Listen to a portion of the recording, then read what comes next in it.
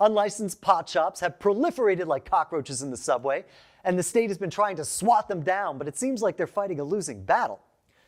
Those unlicensed shops have continued to thrive while taxed and regulated businesses have continued to struggle. And one place they are on equal footing is online. Industry groups have been screaming to the governor's office saying that these shops are listing themselves on Google and selling their illegal products on social media.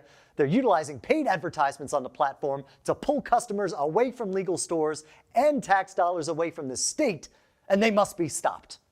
In a letter to the governor, they said that these digital channels are helping the shops evade regulatory oversight and flood our communities with unlicensed stores and unregulated product. They need to be shut down for public safety and for the sake of the regulated market. Now, New York launched legal sales only 1 year ago, and it's been a mess ever since. Today, there's only 65 licensed dispensaries in the whole state that has almost 20 million people in it. So of course, unlicensed shops started opening up on their own. In order to crack down on them, Governor Kathy Hochul started handing out all sorts of fines and penalties, hoping that would deter the growth of unregulated stores. But it turns out it wasn't. She handed out almost $25 million in fines, but no one is paying. They barely collected any of it. Shops are just staying open while they appeal the decision and tie it all up in court for months. And now those stores are paying Google to advertise for them.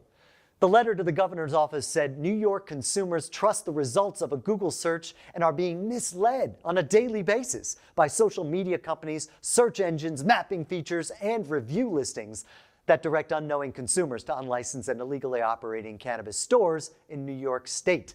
And they want New York to sue Google and company to remove unlicensed shops from their platforms and have a verification process in place to buy advertising space. But this whole issue of illegal shops proliferating was because of the state's horrendous handling of rolling out of the legal program. Because of how they did it, they've been plagued with supply bottlenecks, price fluctuations, and non-existent distribution. The illegal market flourished simply because of the economics of supply and demand. The state wouldn't supply, so the people found a cheaper, faster way to access decriminalized cannabis. So now legal stores can't get ahead of the black market that's undercutting them and bleeding their profits dry, and depriving the state of the taxes it so desires. So let's be real about this. This is not about public safety and regulation. This is about money and who is getting it. The industry is struggling to stay above water, and they pay a lot of money to the state to protect them. Their tax dollars guarantee that residents of that state come to them for their cannabis. And the government is always hungry for tax dollars, so they have to do something lest they get cut out of the deal.